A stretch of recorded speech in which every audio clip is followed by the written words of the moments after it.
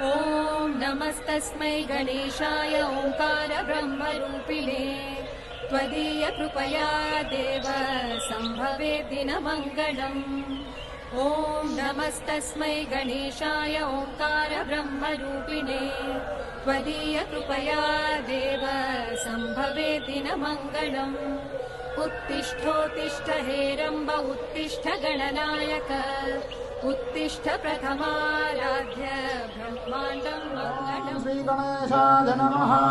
भद्रं कर्णेभिः शृणुयाम देवाः भद्रं पश्येमाक्षभिर्यजत्राः स्थिरैरङ्गैः स्तुष्टुवागुंसस्तनूभिः यशेम देवहितं यदायुः। स्वस्ति न इन्द्रो वृद्धश्रवाः स्वस्ति नः पूषा विश्ववेदाः स्वस्ति नस्ताक्ष्यो अरिष्टनेमिः स्वस्ति नो बृहस्पतिर्दधातु। ॐ शान्तिः शान्तिः शान्तिः। गणेशाय नमः। व्याख्यास्यामः।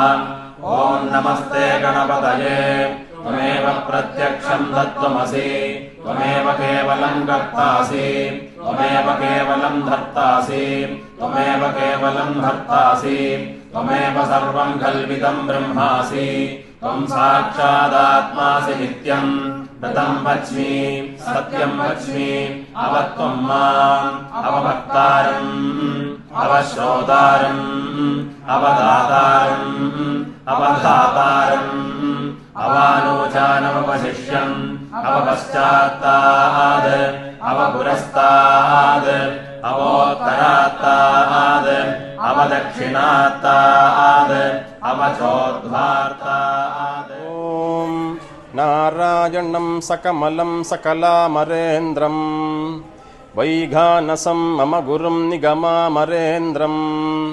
भृग्वत्रिकाश्यपमरीचिमुघान्मुनीन्द्रान् സർവാനഹം കുലഗുരൂൻ പ്രണമാമി മൂർധ്നാ.